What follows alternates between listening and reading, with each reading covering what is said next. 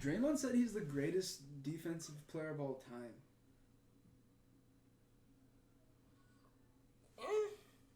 Roll the footage.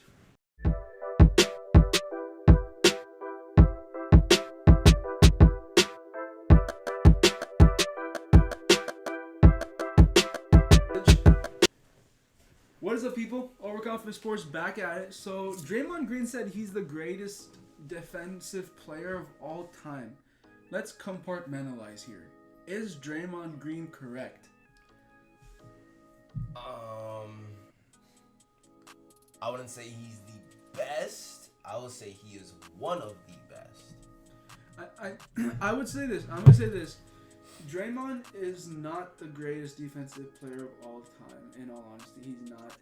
There's many factors that go into defense, but when he was explaining himself, Draymond Green talked about in the sense that he's one of the best in terms of being an off-ball defender and having a really good defensive IQ and being the centerpiece of a zone or man-to-man offense and switches, and being able to run and being able to work around screens and being able to work with best players on other teams. So in that sense, he has a point to where he is one of the top best in the NBA history for that.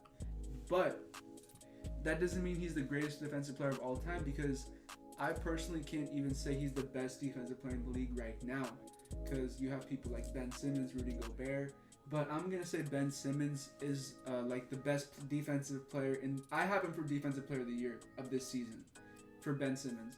You got to be the best defender every year to be known as the greatest defensive player of all time, because you got like Tony Allen, Michael Jordan, Hakeem. So it's tough to say that. I don't think he's correct. In a few aspects, he has a point, sure, but not all time. Okay.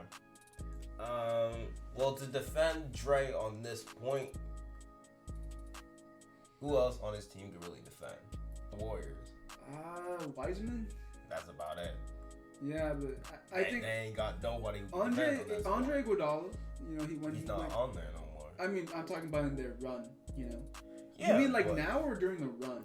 During the run, Draymond Green was the best defensive player in the league. I personally. Okay. During their run. Yeah, but in terms of right now, like the Warriors right now, there's nobody that can defend.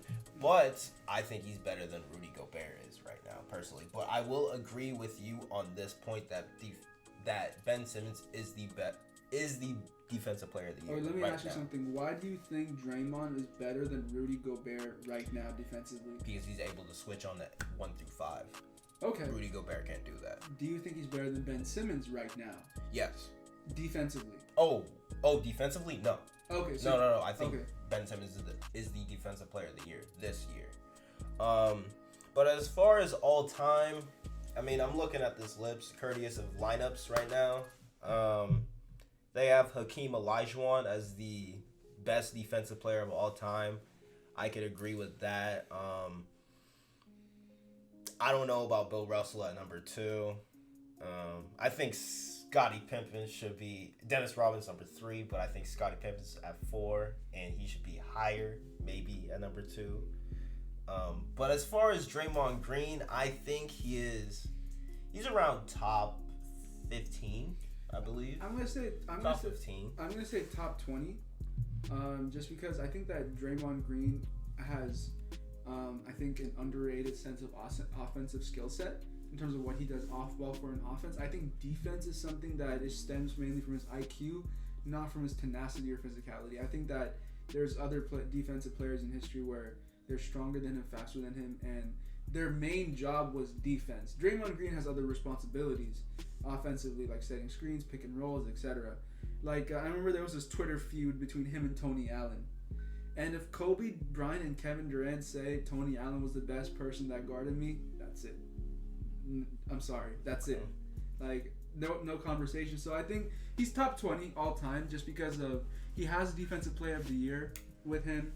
He has defensive all-team accolades, and he was a part of a 3 out of 5 championship year team run. So I put him top 20. But like onto like kind of the next question, does Draymond Green have a chance to be, and this is to kind of, in a sense, give him his flowers for what he does best. Does he have the chance to be one of the greatest facilitators or basketball IQs in basketball history? Because he said all time. We totally agree that not all time, but what about something that he does have a chance to be in all time? Can he be one of the greatest facilitators or IQs in basketball history? Oh, yes. I think he already is, to be honest, from an offensive standpoint and from a defensive standpoint. Because if you can go out and tell an offensive player what they're about to do before they're about to run it, you're different. That's just different. Look at the things that make a great defender. Reaction time, toughness, being able to see the picture long before it develops. And most importantly, in order to finish a defensive possession, you got to rebound. And different, like, because in a sense that fucks up the whole entire game plan. Yeah. You know what I mean? That's something LeBron does, actually. Exactly. LeBron does. You know what I mean? So, like, if you could do that, that messes up momentum, that messes up pace. Like, because that's a whole different impact in a game. I just don't. I see Draymond Green in the light of he's able to switch on the 1 through 5. He can guard a point guard. He could guard a shooting guard. He could guard a center. He could guard a power forward. And it's just this. But it also depends. A lot of people don't give this enough credit. It depends on what system you're in. Exactly. So I think that he has an opportunity or chance to be one of the greatest facilitators or IQs in basketball history. I say one of the. I don't say greatest, because I think people sleep on John Stockton, and I think LeBron can also be in this conversation. he is in the conversation. Yeah. So Isaiah Thomas from the Pistons, he was also a really good facilitator. You know, so I really can't sleep on the greats like that, but. I think that he definitely has a chance, but yeah, I think that's really the extent to what we can say about Draymond as of right now. And that's all we got. Hamza, I see you. I got a question for you guys. Do you think he's a better defender than Kevin Garnett? Ooh, that's a good question. I think, okay, let me ask you this. Are you asking about this era of basketball, or are you talking about positionless basketball, or are you talking about position basketball? Positionless basketball, Draymond Green. In terms of like Kevin Garnett's a better defender than Draymond Green back in his era, because you had power forwards like Tim Duncan, Dirk Nowitzki, even Karl Malone was still around. So like Draymond can't guard that. He's not gonna figure out that shit. That's every night. So. But I think in terms of guarding 1 through 5, overall Draymond's better. But in that era and hit that time period, KG's better. Yeah, because I believe it was more post basketball back in the day. As for now, it's bigs are shooting from 30 feet and on, so you can't really have a handle now to where they could some of them could take the ball, like Bam Adebayo's taking the ball sometimes, like on a fast break. You know what I mean? Exactly. So like it's a totally different game than it was back then. Yeah. So you don't think Kevin Garnett was as good of an on-ball defender? I'm just talking about like switching on the guards. No.